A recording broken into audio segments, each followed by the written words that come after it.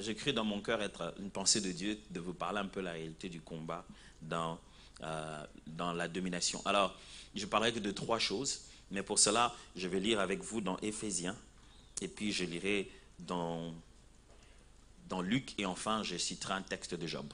Vous y êtes? Éphésiens chapitre 6, à partir du verset 10 à 18. Éphésiens chapitre 6, 10 à 18. Alors, je voulais tellement saluer chacun d'entre vous, alors je vais vous demander de saluer votre voisin de gauche et de droite en essayant de prendre son prénom. Parce que quand j'aurai compté jusqu'à 3, je vous demanderai de crier très fort le nom de votre voisin de gauche. Donc, 1, 2, 3. Ah là là là là. Vous aviez pris le mauvais voisin, celui de gauche, de gauche. C'est bon, vous avez les deux voisins. Donc, jusqu'à 3, on va crier très fort le nom du voisin de derrière. 1, 2, 3.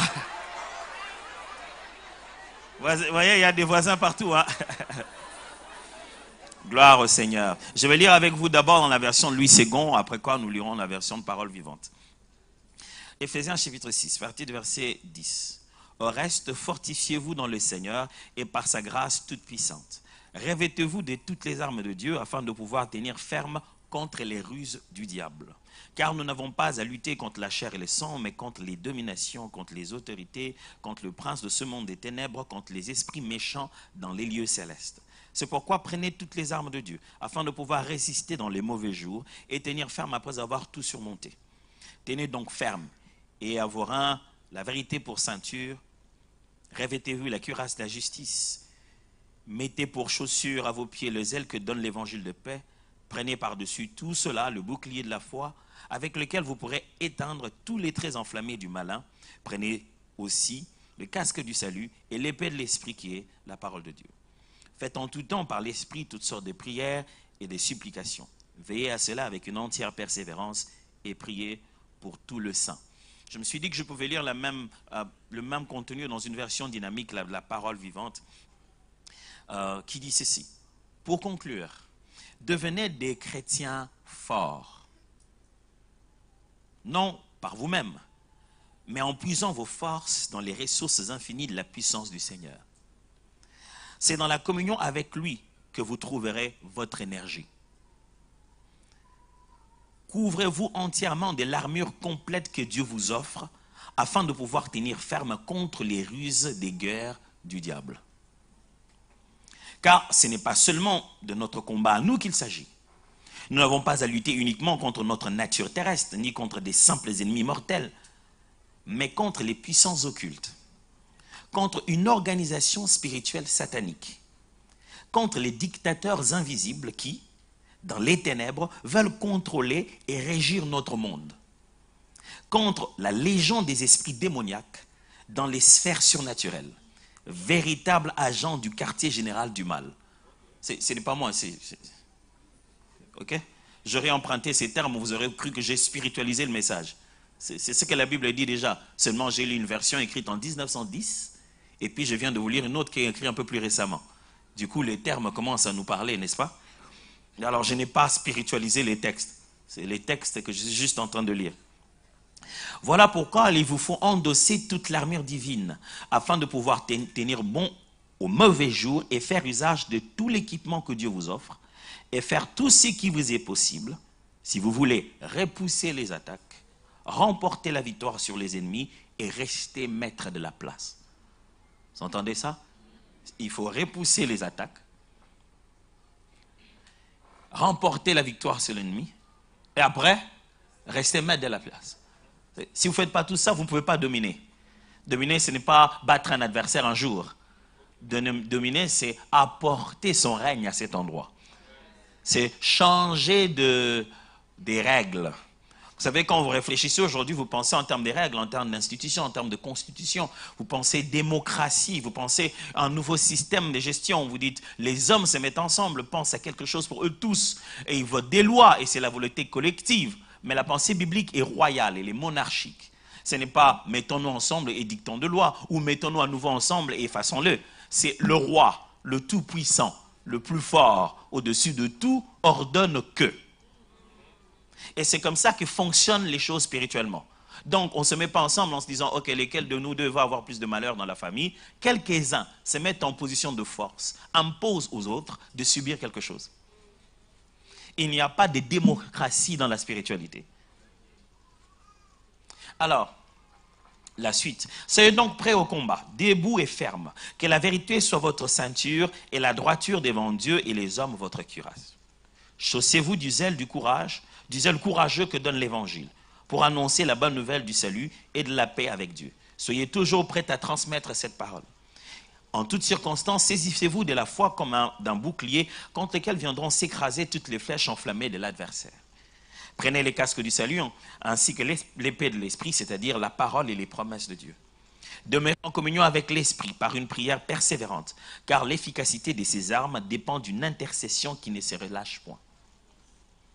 Restez donc alertes et vigilants, attentifs aux occasions favorables, remplis de l'esprit, plaidant avec une instance infatigable pour tout ce qui vous aurez mis à cœur.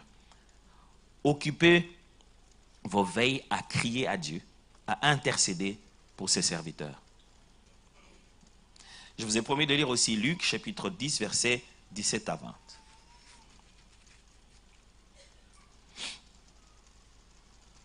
Les 70 revinrent avec joie, disant,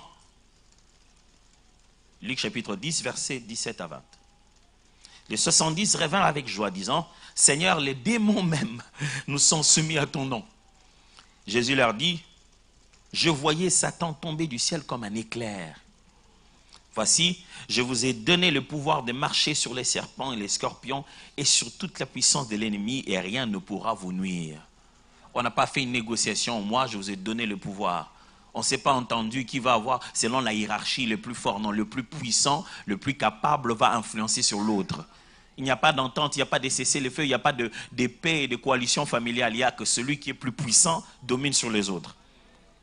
Et moi, voici, je vous ai donné le pouvoir de marcher sur les serpents et les scorpions et sur toute la puissance de l'ennemi et rien ne pourra vous nuire. Cependant, ne vous réjouissez pas de ce que les esprits vous sont soumis, mais réjouissez-vous de ce que vos noms sont inscrits dans les cieux. Alors, de quoi vais-je vous parler? Quand vous lisez l'épître de Paul, les Éphésiens, il est un peu différent des autres épîtres, par le fait que Paul n'est pas motivé par une question, comme chez les Corinthiens, qui ont tout un tas de questions, et Paul se mettant à répondre, il dit, en ce qui concerne, il essaie de répondre aux questions qu'avaient les Corinthiens, par exemple. Mais pour l'église d'Éphèse, c'est Paul qui prend l'initiative pastorale d'écrire à cette église pour l'encourager. Il s'est dit, bon, ok, je vais écrire aux Éphésiens. Je vais leur parler. Il fait un grand résumé de tout ce qu'un père dans la foi, un pasteur, un apôtre qui a commencé une église, devrait dire à cette église qui est à distance et comment elle pourrait grandir par elle-même. Paul met dans ses textes des vérités qui peuvent permettre à l'église, même à son absence, de grandir par elle-même. Alors cette église qui n'a pas de problème avec les prophéties ou les parler en langue ou les viandes sacrifiées aux idoles, Paul sent pourtant que cette église est sous une oppression, un combat spirituel. Ils sont en train d'avancer dans l'évangile, mais il y a un poids, il y a quelque chose de spirituel qui se passe. Ils devraient être capables de résister à l'ennemi, vaincre et devenir maître de territoire. Et cette église a besoin de s'imposer, a besoin de faire en sorte que l'évangile s'installe dans Éphèse. Alors il leur fait l'adresse, il leur écrit ces choses. Et quand vous lisez ce qu'il écrit ici aux Éphésiens, vous trouvez beaucoup de similitudes, jusqu'à 90, même 95% de similitudes avec ce qu'il écrit aux Colossiens. C'est presque pareil, les phrases sont presque les mêmes. Parce que c'est lui qui écrit, qui fait parvenir un message, qui veut dire quelque chose à ses enfants dans la foi. Il ne tente pas de répondre à leurs questions. Imaginez que vous écriviez un testament, vous mettez le même contenu. Même si vous voulez l'envoyer à chacun de vos enfants, ce sont les mêmes choses que vous êtes en train d'écrire. Et puisque l'initiative vient de l'apôtre, c'est lui qui sait ce qui reste, ce qui doit être ajouté dans la foi de ceux qui le suivent, afin qu'ils deviennent meilleurs et résistent dans les temps durs. Alors ici, il est progressivement en train de conclure sa lettre aux Éphésiens, et ces phrases vont devenir courtes. Il va dire des choses du genre, soyez remplis de l'esprit. Les phrases vont prier sans cesse. Les phrases vont devenir courtes. C'est du genre, il s'est dit, ok, bon, qu'est-ce que je dois leur dire encore? Il finit la lettre. Des fois, vous voyez Paul en disant, Paul, maintenant, c'est moi qui vous écris avec de grands caractères, avec mes propres mains. Parce qu'emprisonné, le fois, il avait l'habitude de dicter les textes et quelqu'un d'autre écrivait. Vous y êtes? Désolé, il y a toujours cette partie où, quand je prêche, qui ressemble à un documentaire, ne zappez pas la chaîne. Je sais que tout le monde n'est pas fan des National Geographic. Mais dans ce texte, dans ce chapitre en particulier, il y a ces 3 paragraphes. Il commence le chapitre en rappelant le rôle domestique d'abord. La continuité des rôles domestiques, elle a commencé au chapitre 5. Marie, aimez vos femmes, enfants, obéissez à vos parents. Alors, il donne à chacun une responsabilité. Marie, aimez, femmes, respectez. Mais je ne veux pas revenir à ça. Il parle aussi des parents qui ne devraient pas hériter leurs enfants. Au second chapitre, au second paragraphe de ce 6e chapitre, il se met alors, là où je viens de vous lire, il se met alors à parler d'une affaire de combat spirituel. Il dit que nous avons besoin il fait une demande spécifique, mais avant de faire cette demande, il montre la réalité du combat spirituel. Il va leur dire, priez pour nous, afin qu'il nous soit donné de prêcher l'évangile. C'est ça sa demande finale. Je veux que vous puissiez prier pour nous. Mais avant ça, il va leur montrer l'efficacité de leur apport à distance. Et c'est comme ça qu'il commence à leur expliquer tout ça.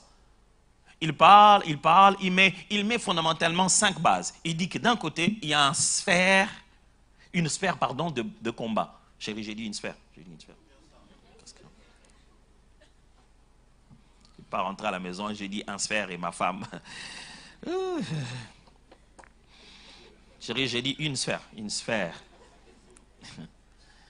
En plus, je suis en France, chérie, j'ai dit une sphère. Alors, une sphère de combat. Ma femme, elle ne laisse pas passer les horaires comme ça. Donc, des fois, sur la charge, je vois des signes.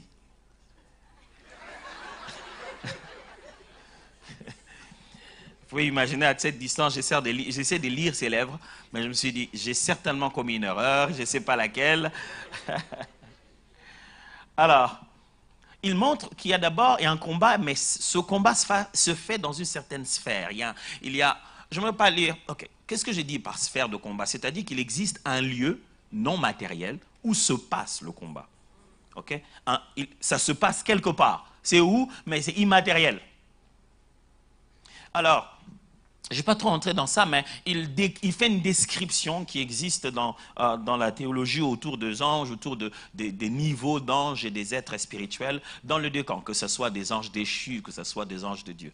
Il parle des dominations, des autorités, il y a des mots, c'est en fait des rangs en matière angélique. Mais je ne vais pas aller dans ça. Mais il montre qu'il y a des niveaux de différentes réalités, des sphères de combat. Et deuxièmement, il montre qu'il y a une certaine nature d'adversité, la nature de l'adversaire. Il montre que notre combat n'est pas physique, n'est pas charnel, notre combat est spirituel. Ça se passe quelque part et c'est spirituel. Troisièmement, il montre qu'il y a des armes appropriées pour ça. Puisqu'on ne se bat pas contre la chair, on ne devrait pas se battre charnellement. Je me souviens, un jour, j'ai quitté l'école, j'étais encore en secondaire, et j'étais en train de revenir, je rentrais à la maison.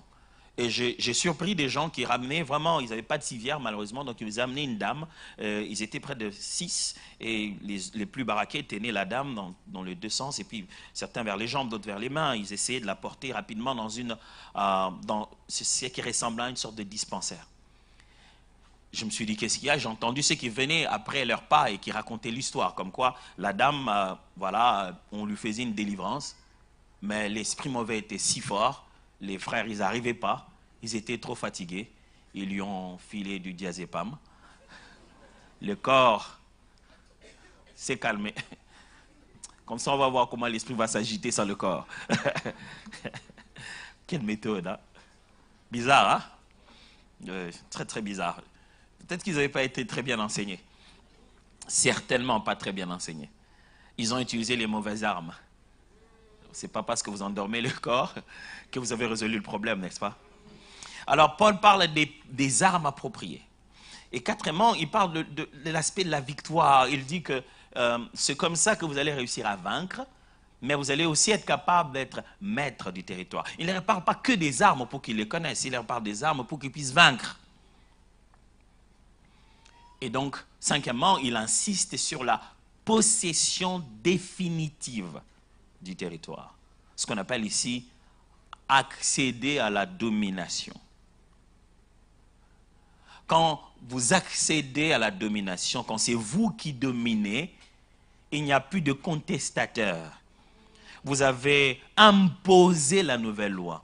Je sais que ça sonne un peu bizarre dans nos têtes démocrates, mais je ne parle pas des lois humaines. Je vous parle d'une autre forme de combat dans lesquels il n'y a pas d'organisation de cessez-les-feux. L'ONU ne fonctionne pas là-bas. Et là-bas, il n'y a pas entendons-nous, écrivons-nous. Non, c'est le plus puissant qui domine. Et là-bas, si tu veux dominer, il faut réellement t'imposer. Et en réalité, c'est ça qui dirige tout ce que nous voyons. Je vous ai promis de parler de 3 choses en me basant sur ces textes. Mais la troisième partie de ce paragraphe, donc il va jusqu'au bout, Paul commence à faire donc les détails de ses armes. Il commence à nous dire, voilà, ces armes c'est quoi? Cuirasse de la justice, épée de l'esprit, ceinture à nos rampes comme la vérité, nos ailes de l'évangile comme souliers, casque de salut. Il a parlé de bouclier de la foi et de l'épée de l'esprit, je l'ai dit tout à l'heure. Il fait des détails sur ces armes-là. Mais qu'est-ce que j'aimerais partager avec vous ce matin en se basant sur ces textes qui peuvent rester des grands principes au sujet de notre façon de concevoir le combat et la domination. Je ne sais pas ce que vous avez déjà entendu depuis le début de cette année concernant ce grand thème de la domination. Mais je pense que si le Seigneur vous parle de dominer, c'est parce que le Seigneur a un territoire qu'il aimerait vous donner d'occuper. Et le territoire est d'abord spirituel avant de devenir physique. Quand vous obtenez les territoires spirituels, physiquement, ça peut se manifester en différentes choses. Ça peut être au niveau de votre santé, ça peut être au niveau de votre famille, ça peut être au niveau professionnel. Je ne vous parle pas que d'espace de 20 mètres sur 20. Je vous parle des âmes, des esprits, des êtres humains. Ces territoires, ça peut être votre mari, vos enfants. Ces territoires, mais seulement les seigneurs se rendent compte qu'il y a des endroits qui vous appartiennent et que vous n'êtes pas en train de réellement utiliser adéquatement. Les seigneurs se rendent compte qu'il y a de l'espace pour vous et vous êtes en train de battre en retraite. Il dit, allez dans tous les coins et recoins qui vous appartiennent et établissez l'étendard de gloire de Jésus. Vous n'aurez pas compris l'année de la domination si vous continuez à subir. C'est l'année où Dieu vous dit arrêtez de subir, c'est le temps d'agir. Arrêtez de vous plaindre de ce qui vous arrive, faites arriver les choses. Et donc, dans ces textes, la première des choses que je vais partager avec vous, ce petit principe, le premier dit ceci, il y a 2 perceptions dans chaque combat. Il y a 2 perceptions dans chaque combat. Lesquelles? Celle d'en haut et celle de la terre. Il y a toujours 2 perceptions dans chaque combat. Dans la Bible, il y a toujours 2 perceptions dans chaque combat. Il y a la perception du ciel et la perception de la terre. La perception d'en haut et la perception d'ici-bas. Qu'est-ce que ça signifie? Ça signifie que lorsque nous sommes en guerre, lorsque nous sommes en conquête, lorsque nous sentons l'adversité, la résistance, que ce soit spirituelle, émotionnelle, des fois même physique, il y a toujours 2 façons de regarder la même situation. Il y a toujours 2 réalités qui ont lieu simultanément. Les 2 choses se passent au même moment. Lesquelles? Comment on peut les savoir? Eh bien, sur la même chose que tu vois, il y a une partie que tu ne vois pas. Je vais répéter ça. Sur la même chose que tu vois, il y a une partie que tu ne vois pas. Aide-moi à dire ça aux voisins. Sur la même chose que tu vois. Ah, ok. Vérifie que ce n'est pas une voisine parce que tu dis ça à une femme, il pense que tu parles de ses cheveux. Mais c'est la même chose que tu vois et il y a une partie que tu ne vois pas. Je ne parle pas des cheveux de femme, ok? Non, c'était pour rire. Sur la même situation que tu regardes, sur le même frère, oncle, ami, sur la même chose qui est normale, procédure, banque, État, sur les mêmes faits pour lesquels on fait un long débat, il y a une partie que tu ne vois pas. C'est ça la conquête spirituelle. Pasteur, qu'est-ce que tu veux dire? Je veux juste te dire ceci. Jésus appelle ses disciples, leur donne le pouvoir. C'est Luc chapitre 10. Mais il leur donne le pouvoir contre la domination de l'ennemi. Il leur dit, allez-y, prêchez l'évangile. Guérissez le malade. Ils sont sur terrain. Ils vont, ils prêchent l'évangile. Ils guérissent les malades. Ils sont si contents. Ils reviennent voir Jésus et disent, Jésus, t'aurais dû voir. T'aurais dû voir leur tête. On chassait les démons. Les gens criaient. Les gens étaient guéris. Et Jésus dit, d'ici moi, je voyais Satan tomber comme une éclair. Vous n'avez pas vu ça. Vous ne verrez pas l'éclair tomber. Vous verrez les hommes être libres. Vous voyez comment ils sortent de corps. Moi, je vois comment ils libèrent un territoire. Quand Dieu vous demande de dominer, il ne vous demande pas d'aller faire quelque chose dans je ne sais pas mal, la plus grande salle de Paris. Il vous demande de le faire dans une vie. Quand vous êtes en train d'aller des vies à vie, personne après personne, ce qui se passe au ciel, c'est une autre chose. Écoutez-moi bien, dans ce qui se passe dans les individus, vous pouvez faire terrasser un esprit dans un territoire. Lorsque vous êtes dans une réalité que vous pouvez bien expliquer, sachez-le bien qu'il y a une partie cachée de l'iceberg que vous ne pouvez pas expliquer. Et cette partie-là ne vous appartient pas à vous. Battez-vous avec ce que vous voyez. Finissez-en avec l'adversaire que vous regardez. Dieu fera le reste. J'aimerais reprendre cela. Il existe une partie que vous ne maîtrisez pas. Mais faites votre partie, Dieu fera le reste. Un jour, Dieu voulant juste démontrer ça au peuple d'Israël, devant les grosses forteresses de Jéricho. Ces murs étaient si grandes que dans ces murs, on pouvait y bâtir une maison. D'ailleurs, à l'occurrence, la maison de la prostituée qui a aidé les espions à rentrer était construite sur le mur. C'est ce qui a permis aux espions de sortir. Les murs de Jéricho, pour le peuple de Jéricho, étaient reconnus comme étant une bâtisse de leur Dieu. C'était plus que des murs, c'était devenu des idoles. Il disait, qui pourrait se battre contre nous? Notre Dieu a érigé ces murs. Et lorsqu'ils en sont arrivés à Jéricho et qu'ils disaient, envoyez les espions sont revenus écouter la stratégie de Dieu pour faire la conquête et dominer sur Jéricho. Il dit, vous allez partir là-bas et vous allez tourner chaque fois le mur, une fois par jour, et au 7e jour, vous tournerez 7 fois. Dieu, c'est peu conventionnel. Mes amis, quand la stratégie de Dieu sur la terre vous semble peu conventionnelle, c'est parce que vous ne savez pas ce qui se passe au ciel.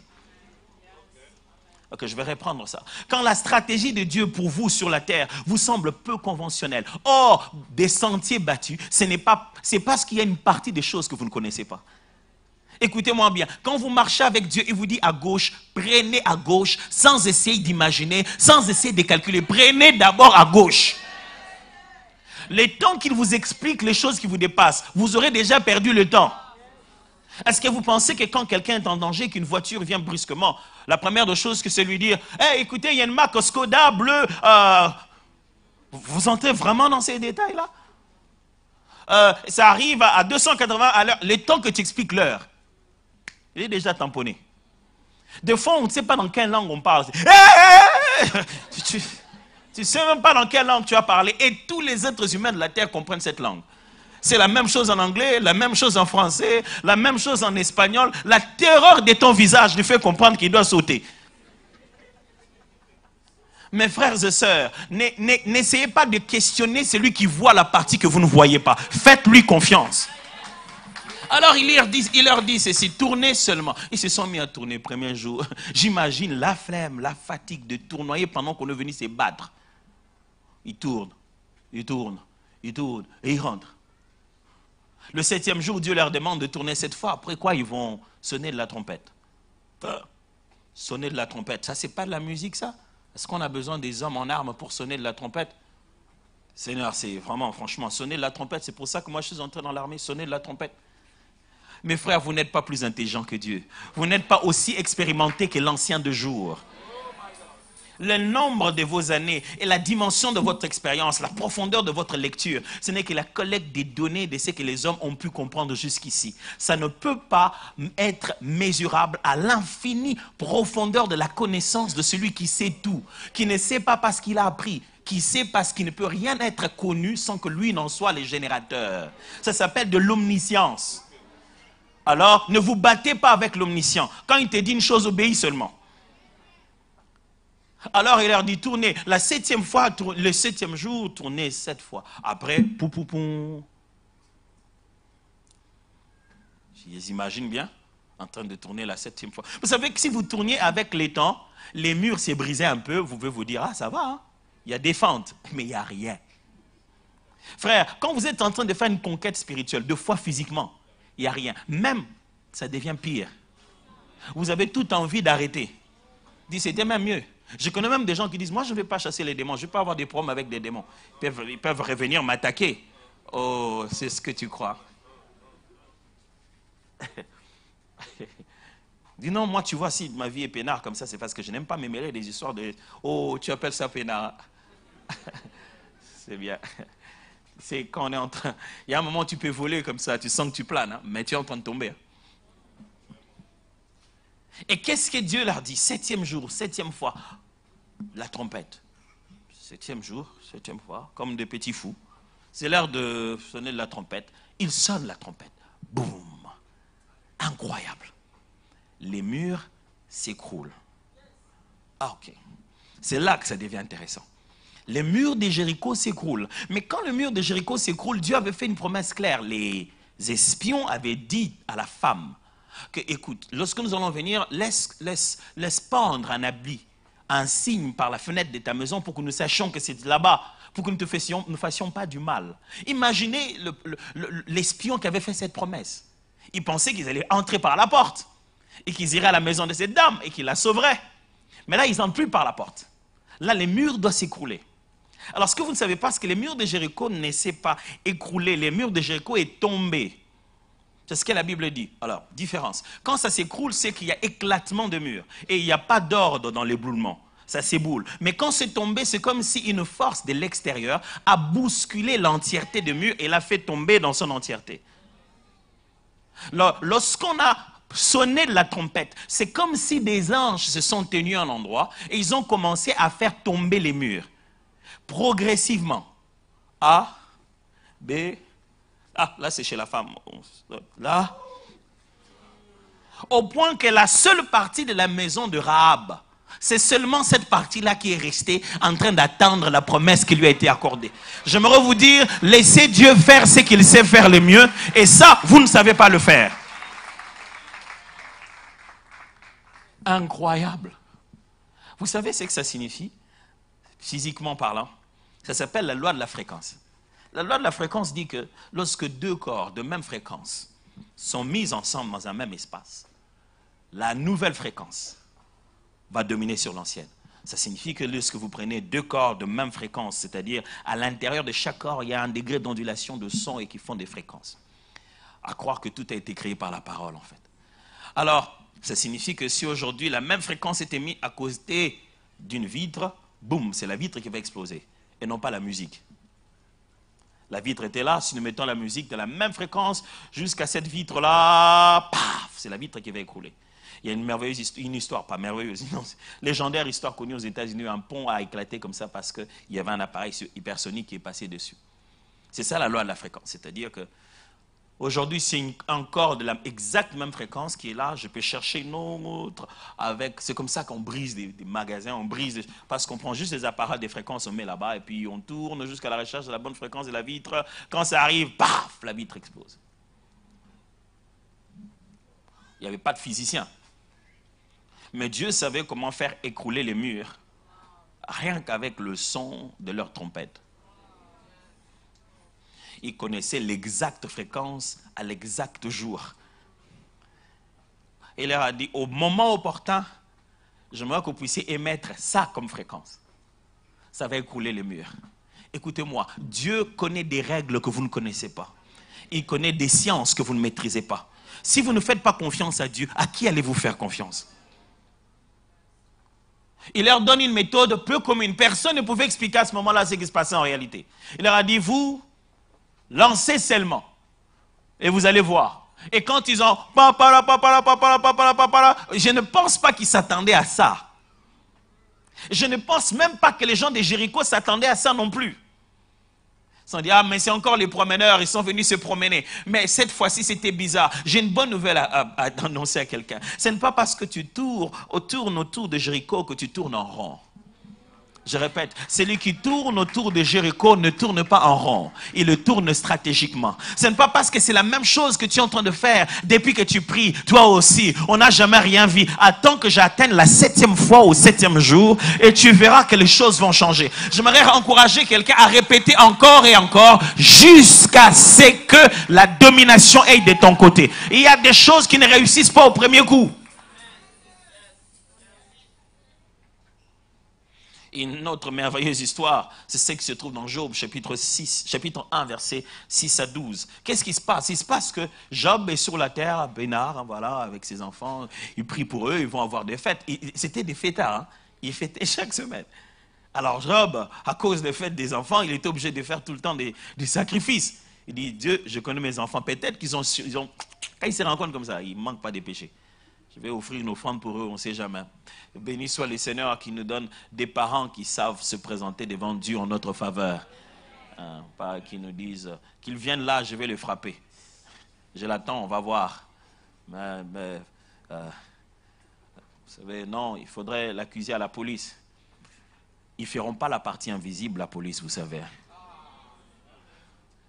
Non, pas du tout. Ça, c'est vous, le parent, qui devez le faire. Il y a des enfants qui n'entendent pas avec les paroles. Il faut se mettre à genoux.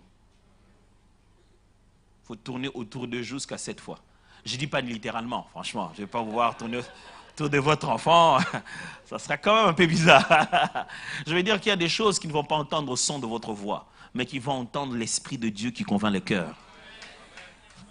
Alors, même vous aurez beau livrer à la police, beau envoyer chez qui que ce soit, mais votre première responsabilité est d'amener une offrande devant le Seigneur. Je ne parle pas d'amener une offrande physique, je parle de présenter votre louange, votre prière devant le Seigneur. En faveur de votre enfant, il n'y a personne qui a meilleure autorité sur votre enfant que vous. Non, mais pasteur, je suis fatigué de cet enfant. Qu'est-ce que je n'ai pas fait? Fatigué? Fatigué? Oui, pasteur, je suis fatigué, j'ai prié Dieu. Mais maman, tu as fait 9 mois, tu ne mangeais même plus comme avant. Qu'est-ce que ça t'écouterait maintenant 3 semaines de prière? Tu ne mangeais même plus bien pour lui pendant 9 mois. Et tu ne sais même pas te tenir à jeûne pendant 2 jours. Tu gênerais bien pour ton véhicule. Mais une prière de 2, tu ne sais même pas prier pour ton enfant. Tu demandes à l'intercession, pasteur, vraiment prier pour mon enfant. Moi, si j'ai mes enfants, chacun prie d'abord pour ses enfants. Non, ne prenez pas mal. Hein. Je suis en train de vous montrer que la première responsabilité sacerdotale est parentale. Le premier sacrificateur de la maison, c'est le parent, en l'occurrence l'homme. Ah oui, je vais insister sur l'homme. Parce que les hommes ont fait de leurs femmes les chargés de prière de la maison. Ils disent, ma femme prie beaucoup, et alors? Ça ne se met pas sur le compte de l'homme. Bibliquement parlant, le fait que vous soyez le père, vous avez une toute autre forme d'autorité spirituelle sur votre enfant, que votre femme ne peut pas avoir. Alors, ne mettez pas tous les sujets de la prière à la femme, en disant, allez voir votre maman. Chérie, il faut beaucoup prier pour les enfants ces derniers temps. Non, non, non, non, non, non. Ça ne se passe pas comme ça. Toi, tu as une autre forme d'autorité sur tes enfants. Si ce n'est pas toi qui pries, papa, tu peux prendre 45 minutes à râler sur ton enfant. Si tu en prenais 15 pour prier. Mais moi, franchement, je ne comprends pas. Mais franchement, j'en ai marre. Hein, franchement, allez, franchement, si on pouvait prier, franchement. 15 minutes seulement. 15 minutes. Si tu prenais 15 minutes par jour, le moment où ça te fait le plus mal, tu dis, Seigneur, qu'est-ce qu'un homme devant toi? Dieu, par là où il va, permets-lui de te rencontrer, de revenir à genoux pour te glorifier. Alors, dans Job, je vous disais tout à l'heure, qu'est-ce qui se passe? Il y a Job qui ne sait pas ce qui se passe au ciel. Il est chez lui avec ses enfants, tout va bien. Mais il se passe une discussion au ciel, que lui ne connaît pas. Il semblerait que Dieu a vu Satan. Il dit, hey, Satan, viens, viens, viens, viens. Si Dieu appelle Satan, de quoi ils vont parler? Il dit, viens, je voulais te montrer un truc. Tu as vu Job? Si Dieu fait ta promotion chez Satan, tu te dis, il m'aime? Ou voilà. Ou il ne m'aime pas. Il n'y a pas d'autre ange à qui parler de moi. Dieu aimait tellement. Vous savez, quand vous aimez quelqu'un, vous voulez le présenter à tout le monde. À peine qu'il s'avère, t'as vu mon cousin, il vient, tu veux parler de tout le monde. Dieu dit, mais les anges, ils connaissent. Satan, est-ce qu'il connaît? Satan, viens. Satan, est-ce que tu as déjà vu Job? Tu connais Job? Et Satan ne manque pas d'occasion. Il dit, oh, pour qui? Job, le gars là que tu as béni, que tu as tout rempli. C'est normal qu'il t'aime, franchement. Écoutez l'idée de Dieu. Il est de dire, non, Satan, c'est faux, ce que tu as dit, c'est faux. Il m'aime seulement. Il dit, non, je vais te le prouver. S'ils pouvaient se le prouver entre eux, c'est bien. Pauvre Job, parce que Dieu est trop fier de lui, il va subir. Écoutez ce que Dieu propose à Satan. Il dit, bon, ok, pour que je te prouve qu'il m'aime vraiment. Vas-y, attaque. Fais tout ce que tu veux. Ne touche pas à son cœur. Touche pas à sa vie. Tout ce que tu veux. Tout ce que je veux, oui. Tout ce que tu veux. Ok. Le diable a frappé Job au point que Job ait l'impression que c'est peut-être Dieu qui le frappe. C'est-à-dire que le diable l'a divinement frappé. C'est-à-dire... Le diable l'a frappé au point que Job n'a même pas idée que ça peut être Satan. Ni Job, ni les amis de Job. Personne n'imagine Satan. Hein. Tout le monde imagine que ça doit être une colère de Dieu. C'est venu simultanément au point qu'on s'est dit, quel est le malheur que j'ai fait à la terre? Il était encore à genoux en train de penser à la première mauvaise nouvelle, qu'il y a une deuxième, une troisième, c'est successif. Même les amis se disent, ça ne peut pas être normal ça. Ça ne peut pas être normal. Vous savez, c'était intentionnellement parce que le but du diable, c'était que s'il frappait Job, il puisse régner le Seigneur. Donc il devait mettre Dieu être responsable de ses malheurs pour être capable de le régner. Vous imaginez ça? Sur la terre, on voit quelqu'un malade, rempli de pus, ses enfants morts. Ça, c'est la perception physique du combat. Mais il y a une autre perception spirituelle de la chose. Frères, si nous sommes chrétiens, c'est parce que nous sommes nés de nouveau et nés d'esprit. Si vous ne croyez pas à ce qui se passe en esprit, eh bien, voyons-nous souvent dans nos réunions des familles et parlons d'éducation, parlons du bien-être de la nation. Alors, parlons pas de Jésus, parlons pas du Saint-Esprit, parlons pas du ciel, parlons pas d'éternité, parce que nous deux, on n'est pas chrétiens alors. Parce que si vous êtes chrétien, ce que vous croyez fondamentalement que vous êtes né de nouveau. Et né de nouveau ne veut pas dire né de nouvelles habitudes. Parce que ça, une bonne crise peut vous donner ça. Des gens, ils reviennent du coma, ils deviennent rangés. Hein. Il y a des diagnostics qui vont vous ranger. Hein. Le médecin, il te dit, voilà, tu souffres de ça, à partir de ce jour-là, tu deviens le meilleur être humain de la Terre. Hein. Tu deviens réglo. Parce qu'on t'a interdit de faire ça. Parce que le médecin a dit, si tu fais ça encore, tu vas mourir. Mais tout changement n'est pas de la sanctification. Nous changeons parce que nous sommes sanctifiés. Nous voulons vivre dans la sanctification. Si vous êtes à l'église, mes frères, c'est parce que vous croyez qu'au-delà de tout ce que nous sommes ici, il y a quelque chose d'immatériel et de spirituel qui gère ce dans quoi nous sommes. Si vous ne croyez pas fondamentalement à ça, vous n'êtes pas chrétien. Alors, si vous croyez à ça, donc, ça signifie que, mes frères et sœurs, il y a deux perspectives à chaque combat. Il n'y a pas que ce que vous voyez. Il n'y a pas que ce qu'on a écrit dans la lettre. Il n'y a pas que ce que la mairie a publié. Il n'y a pas que ce que le médecin a écrit. Il n'y a pas que l'ordonnance. Il y a quelque chose d'autre qui dépasse ça. Et Jésus a dit, il nous a donné tout pouvoir au-dessus de la puissance de l'ennemi. Il nous a donné les capacités, non seulement d'influencer l'invisible, mais même le visible. Nous n'avons pas besoin de voir qui tombe, mais nous pouvons dealer avec ce que nous voyons sur la terre. Il a dit ça comme ça dans une autre expression. Ce que vous fermerez sur la terre sera fermé dans les cieux. Ne vous occupez pas des cieux. Les clés que je vous ai données, c'est directement synchronisé avec d'autres clés que vous ne voyez pas. Si vous vous fermez là-bas, ça se fermera là-bas automatiquement. Comment pouvez-vous croire qu'il existe quelqu'un derrière, quelque part très loin au village, sans visa, qui est en train de faire souffrir votre vie aujourd'hui parce qu'il serait sorcier? Vous avez une grande foi. Vous pensez que quelqu'un qui, parce c'est un grand-père quelque part très loin dans le village, il a le pouvoir de transformer votre vie, il vous attaque jusqu'ici, il vient dans vos songes. Waouh, il est fort. Nous, on a galéré avant d'avoir le visa, on a attendu longtemps, tout ça. Il ne fait pas ça le jour, le gars, on ne peut pas prendre ses services pour la journée. Et à côté, vous ne croyez pas que l'œuvre de la croix en Jésus-Christ vous a rendu, vous, capable de prier pour votre enfant qui est juste ici à l'école, 9e arrondissement. Mais vous croyez que quelqu'un qui fonctionne avec le pouvoir de la créature appelée Satan aurait, lui, les habilités de faire fonctionner les règles spirituelles établies par le Dieu que vous priez et d'être capable de vous toucher, vous, et vous croyez que Dieu Tout-Puissant, le maître de tout esprit, vous a donné le pouvoir qui ne marche pas. Et quand vous voulez les utiliser, vous pleurez. Eh Seigneur, vraiment, ouh, mes frères, arrêtez, ça c'est pas une vie chrétienne, ça c'est la religion. La foi chrétienne, c'est prendre conscience de ses droits et les utiliser efficacement. Arrêtez d'être religieux, ça fait passer du temps. Ce qui est écrit est authentique et vrai. Je vais faire ce qui est écrit dans cette parole ici. Enfin, je ne pourrais pas prêcher les 3 choses. Qui sait, c'est peut-être la stratégie des prédicateurs pour se faire inviter. Le combat n'est pas que question d'armes.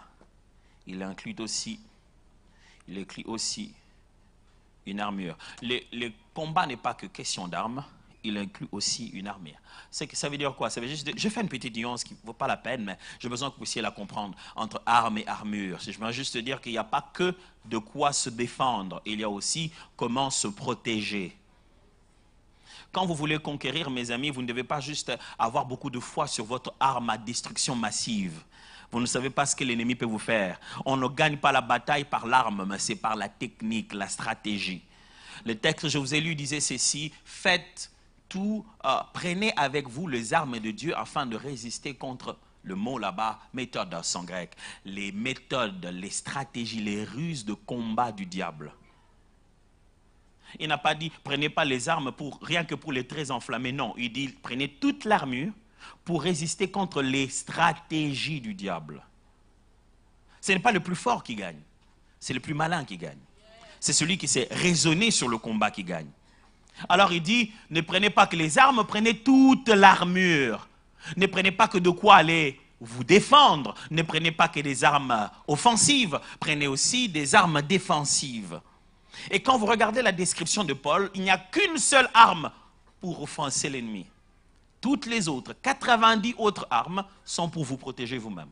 Casque du salut, bouclier de la justice, bouclier de la foi, cuirasse de la justice, ceinture de la vérité. Il parle même des chaussures. Qu'est-ce que ça a à voir avec le combat? Il faut bien comprendre le contexte de l'époque. Ce qu'il décrit ici, c'est l'armure d'un soldat romain. Il faut bien comprendre le contexte de l'époque. Les batailles se faisaient au même endroit. Donc, quand vous allez vous battre, sachez bien que c'est rempli des ossements des autres combattants qui sont morts sur place. Et quand tu ne sais pas où mettre pied, tu ne peux pas être concentré pour pouvoir te battre. Et quand Paul décrit tout ce qu'on doit avoir, toutes ces choses qu'il décrit, je suis très étonné de voir que ces choses-là ne sont même pas spirituelles, pour ainsi dire. Ces choses sont caractérielles. Il dit vérité. On ne revêt pas la vérité en prière.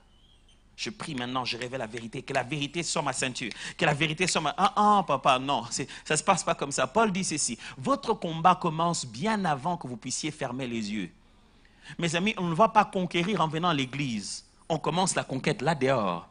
La domination, ce n'est pas un rendez-vous au culte de prière. Bien aimé, on va passer un moment de domination maintenant. Donc l'ennemi, lui, il était là pendant toute la journée. Il dit, quand est-ce qu'on va faire le combat de domination? Non, c'est vers 17h à l'heure de prière. Ah ok, je t'attendrai. C'est quel genre d'adversaire vous avez? Le diable qui ne respecte même pas les règles. Et il va attendre jusqu'à 17h, l'heure à laquelle vous allez prier. Et c'est à ce moment-là qu'il va être diable.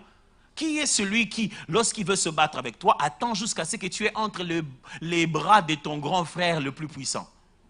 Qu'il sait qu'il ne peut pas battre. Et il te laisse faire, aller rentrer jusqu'entre ses bras, et c'est là que le combat commencera. Impossible. Paul est en train de dire ceci, le combat commence beaucoup plus tôt que vous l'imaginez.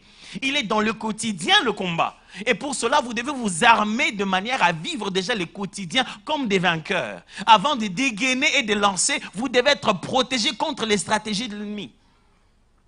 Mes amis, il ne s'agit pas dans cette affaire de dire « Au nom de Jésus, alléluia, faites du bruit, alléluia ». Non, dans cette affaire, il s'agit de prendre l'habitude de dire la vérité dans le quotidien. De ne pas laisser les mensonges rester sur tes lèvres. Dans cette affaire, il s'agit d'apprendre la justice pour les hommes et pour Dieu. De ne pas vivre dans une société d'injustice. Dans cette affaire, il s'agit de garder son cœur plus que tout et garder le zèle de Jésus. Le diable peut vous terrasser juste par une dépression. Bah, j'ai plus envie d'aller à l'église. Ah, franchement, les gens à l'église, ils sont hypocrites. Hein. Dans quel état sont les véhicules dans un garage? C'était une vraie question. Abîmé. Dans quel état sont les gens à l'hôpital? Pourquoi vous voulez que l'église soit faite des parfaits, pendant que c'est un centre de perfectionnement? Pourquoi?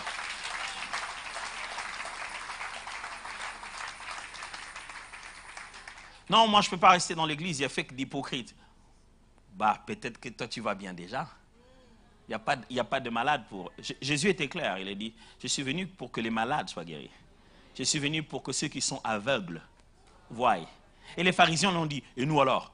On est aveugles ou on voit? Il dit, parce que vous croyez voir, là c'est vous qui êtes devenus aveugles.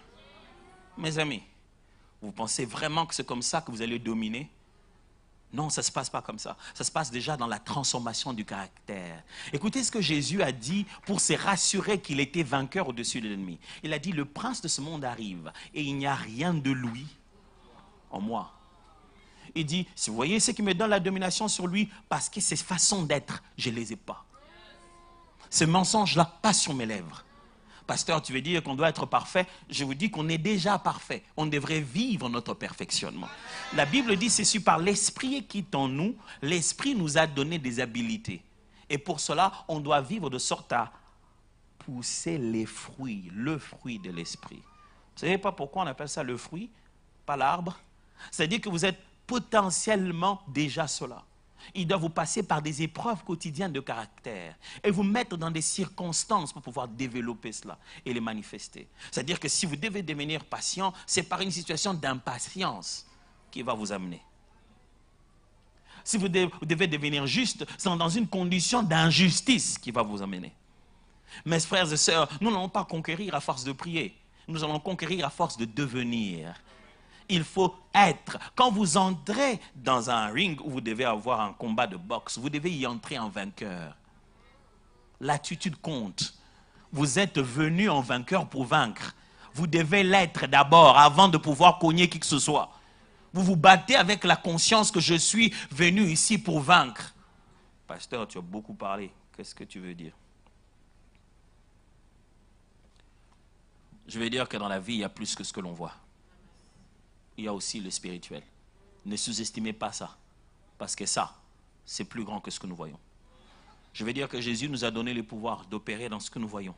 Et lui, il s'occupe absolument de tout ce que nous ne voyons pas. Je veux surtout dire qu'il n'y a pas que prier au nom de Jésus, crier et jeûner. Il y a devenir un enfant de Dieu.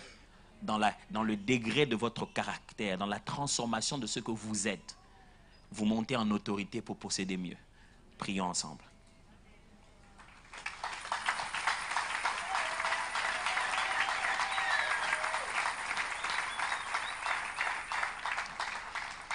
Je sais que j'ai beaucoup parlé ce matin, mais j'espère qu'il y a une phrase qui vous est venue droit dans le cœur, droit dans la pensée, qui est venue là. Peut-être que ça vous a fait rire, mais ça a été clair dans votre cœur. J'aimerais que nous tous ensemble nous répondions à cette parole, que vous fassiez une prière.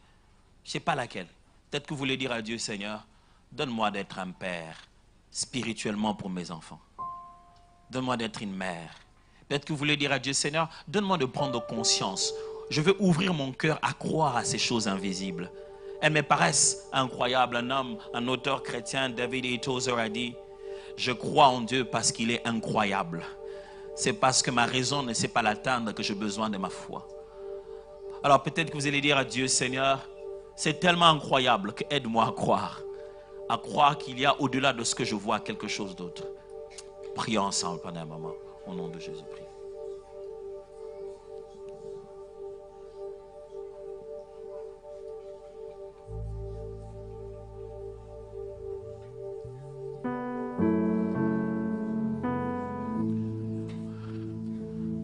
Vous êtes appelés à dominer et pas à subir. Vous êtes appelés à dominer, pas à subir. Et Dieu vous a appelé pour dominer, pas pour subir. Est-ce que vous voulez encore continuer à subir ou vous allez vous lever vous-même? Est-ce que vous voulez encore continuer à parier ou vous allez faire quelque chose pour ça? Est-ce que vous allez continuer toujours à vous imaginer ou vous allez vraiment faire votre part? La clé est entre vos mains. Si vous fermez sur la terre, si vous fermez sur la terre, si vous ouvrez sur la terre, la clé est entre vos mains. Vous allez continuer à râler ou vous allez vous mettre à prier? Ne reportez pas demain ce que vous pouvez faire ici et maintenant, cet endroit.